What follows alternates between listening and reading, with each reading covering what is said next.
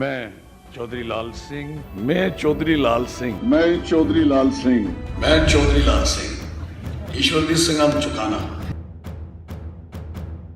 मैं विधि द्वारा स्थापित ਭਾਰਤ ਦੇ ਸੰਵਿਧਾਨ 'ਚ ਅਟੁੱਟ ਵਿਸ਼ਵਾਸ ਤੇ ਨਿਸ਼ਠਾ ਬਣਾਈ ਰੱਖਾਂ। ਭਾਰਤ ਦੀ ਪ੍ਰਭੁਤਾ ਤੇ ਅਖੰਡਤਾ ਕੀ ਸਭਨੇ ਕੋਲਾ ਉੱਪਰ ਮੰਗੇ ਤੇ ਇਮਾਨਦਾਰੀ ਕਨੇ ਉਹ ਜ਼ਿੰਮੇਵਾਰੀ ਨਿਭਾਉਂ ਜਿਹੜੀ ਮਿਗੀ ਸੌਂਪੀ ਜਾ ਕਰਦੀ ਹੈ।